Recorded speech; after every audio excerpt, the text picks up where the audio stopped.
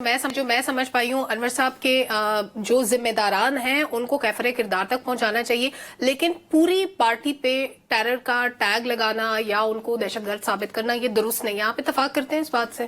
دیکھیے سلمہ، ہم ایک جمہوری ملک ہیں اور سیاسی جماعتیں جو ہیں وہ جمہوریت کو فروغ دیتی ہیں۔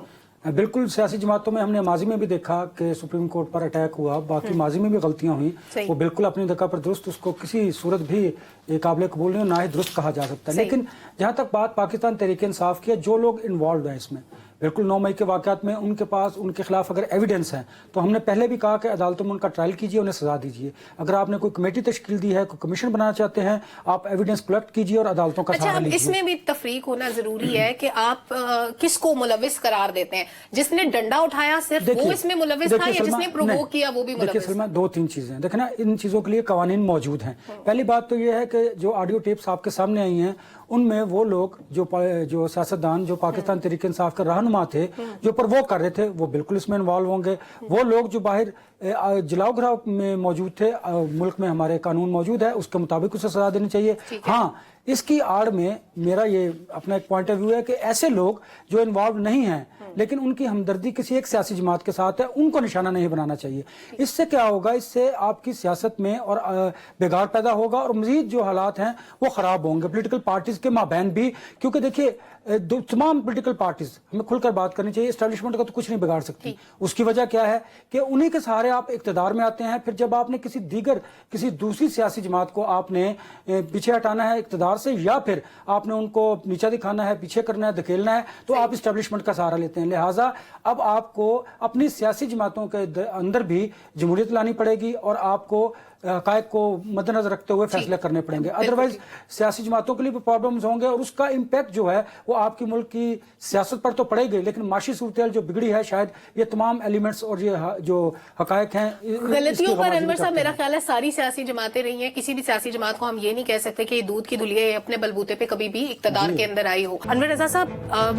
ایک طرف یہ ٹیلی فونک گفتگو تھی جس پہ اتفاق ہوا ہے کہ یہ تناؤ ختم ہونا چاہیے، لیکن دوسری طرف مجھے یاد آتا ہے کہ جس وقت یہ کارروائی ہوئی اس سے پہلے پاکستانی وزیر اعظم اور ایرانی وزیر خارجہ ملاقات کر رہے تھے، بالکل سپورٹ چہرے کے ساتھ، کوئی جج نہیں کر سکتا تھا۔ تو اگر ایران ایسی حرکت اس طریقے سے بھی کر سکتا ہے تو کیا ان کی بات پہ اعتبار کیا جا سکتا ہے کہ اب یہ تناؤ واقعی ختم ہو جائے گا، کوئی اس میں عوام نہیں ہے؟ دیکھیے سلمہ، قومی سلامتی کمیٹی کا بڑا امپورٹنٹ اجلاس ہے جس میں بڑے اہم فیصلے کیے گئے ہیں، اور کیبنٹ کا جو اجلاس ہے اب اس میں ان کو انڈورس بھی کیا جائے گا۔ اب یہ سمجھنے کی بات ہے کہ اگر اس طرح کا کوئی آپ کی سوورینٹی کو چیلنج کرتا ہے اور آپ کے در اندازی کرتا ہے آپ کے علاقے میں، تو ڈیفینیٹلی دوسرے ملک کو جواب دینے کا حق ہے، لیکن اس طرح نہیں ہوتا۔ سفارتی آداب یہ ہیں اور اپنے ہمسایہ ممالک کے ساتھ ہوتا یہ ہے کہ آپ نے ان سے بات کرنی ہوتی ہے، فوری طور پر سفارتی تعلقات منقطع نہیں کیے جاتے۔ ایک بات تو یہ ہے۔ اب ایران والا یہ جو معاملہ ہے یہ ابھی سے نہیں ہے، یہ بہت پہلے سے پراکسی وار جو ہے نا وہ لڑی جا رہی ہے۔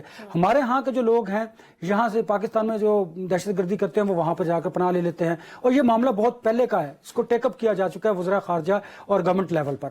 بڑی ہائی لیولز کی جو میٹنگز ہیں وہ پہلے بھی ہو چکی ہیں اور اب بھی ہونی تھی۔ سب میٹنگز کو، اہم میٹنگز کو، اجلاس کو ختم کر دیا گیا۔ پھر دوسری بات دیکھیے کہ جو وزیر خارجہ ایرانی تھے وہ وہاں پر اپنے ملک میں موجود تھے، ان کو یہاں سے روک دیا گیا کہ آپ اپنے ملک میں موجود رہیں، اور ہمارے جو وہاں پر ایمبیسڈر تھے ان کو پاکستان واپس بلا لیا گیا۔ اتنا ریپڈلی اس طرح کے ڈیسیژنز نہیں لیے جاتے۔ ایمبیسڈر کو واپس بلایا لیکن سفارتی تعلقات ختم نہیں کیے، یہ میں یہاں پہ کلیئر کر دوں۔ دیکھیے سفارتی تعلقات ختم کرنے کی میں بات نہیں کر رہا، میں آپ کو یہ سمجھانے کی بات کر رہا ہوں۔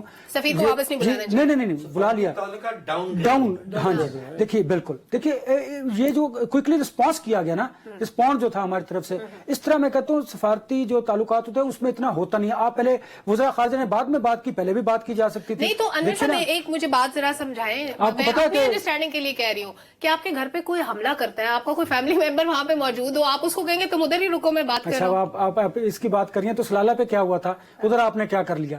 اچھا کچھ نہیں کر لیا تو بھی میں کچھ نہ کرتی، یہ لکھا ہوا ہے کہ ہم نے کبھی کچھ نہیں کیا۔ نہیں، یہ نہیں چاہتے، نہیں ایسا نہیں ہے، ایسا نہیں۔ دیکھیں نا، آپ کے ہمسایہ तब्दील नहीं होते। पहली बात तो ये ज़हन में रखिए, और ये भी ज़हन में रखिए कि आप लोगों के जज्बात से तो मुल्क नहीं चलता, चलता है मुल्क आपके अक्ल और दानिश से। आपके साथ अफगानिस्तान के जो हालात हैं वो खराब है, आपके साथ देखिए आपके अफगानिस्तान के साथ आपके ताल्लुकात जो हैं वो क्या हैं, आपके इंडिया के साथ ताल्लुकात क्या है, अब ईरान आपके साथ नहीं, अब देखिए वजह को छोड़ दीजिए, अब आप ये देखिए ईरान के साथ ताल्लुकात होंगे, खराब होंगे तो आप कहाँ पर स्टैंड करेंगे? आपको तो पहले कमजोर कर दिया गया। मार खाने के लिए देखिए मार खाने की बात नहीं है, देखना पाकिस्तान शुरुआत नहीं ईरान ने की, ईरान की तरफ से हुआ ना, उसको रिस्पॉन्ड किया ना, पाकिस्तान ने रिस्पॉन्ड किया। मैं सिर्फ आपको ये बताना चाह रहा हूँ कि इस तरह के जो ताल्लुकात होते हैं, देखना हमारा इंडिया के साथ झगड़ा है, हमारा अफगानिस्तान के साथ हमारे हालात कशीदा है, अब हम ईरान के साथ भी हालात कशीदा हो जाएंगे तो हमारे लिए मुश्किलात का सामना होगा। पहले हम माशी तौर पर तबाह हैं, अगर हमारे मुल्क में खुदा ना खास्ता दहशतगर्दी बढ़ जाती है, खुदा ना खास्ता आपके मुल्क में मजहबी मुनाफरत बढ़ जाती है, तो इसका जिम्मेदार कौन होगा? मैं सिर्फ ये कह रहा हूँ कि हमें इस वक्त बड़े सब्र और तहम्मुल से, हमें किसी ने रोका तो नहीं ना कि हम जवाब नहीं दे सकते या हम इतने कमजोर हैं, लेकिन हमें सिर्फ अपने जज्बात को एक तरफ रखकर हमें अक्ल और दानिश से काम लेने की जरूरत है।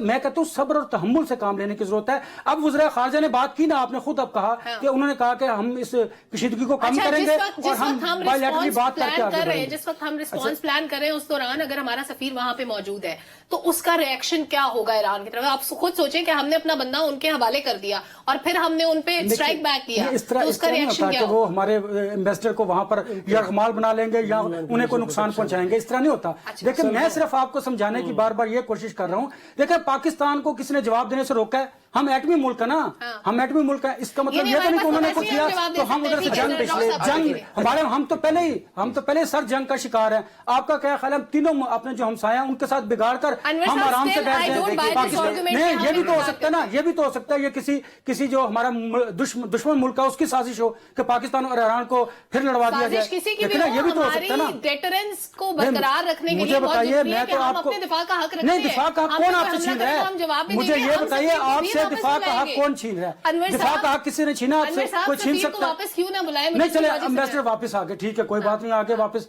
लेकिन मैं कह रहा हूं कि इस मामले को जज्बात से ज्यादा अक्ल और दानिश से और सब्र और तहम्मुल से आपको निपटने की जरूरत है। देखिए जवाब दिफा का हक तो आपके पास मौजूद है ना, इसका मतलब है आप चाहती हैं एटम बम हम वहां पे फेंक दें, ये भी तो मुमकिन है ना। मुझे बताएं, हमें तो ये करना, मैं सिर्फ पाकिस्तान जो पाकिस्तान की ग्राउंड रियलिटीज हैं, जो पाकिस्तान के हालात हैं, मैं उनको मद्देनजर रखते हुए अपना ये तजिया दे रहा हूं कि इंडिया के साथ ताल्लुकात खराब, अफगानिस्तान जो कभी हमारा मरूने मिन्नत हुआ करता था अब वो हमें आंखें दिखा रहा है, इधर से हम ईरान के साथ हमारा झगड़ा बढ़ जाएगा तो ये फायदा किसको होगा? फायदा इंडिया को होगा।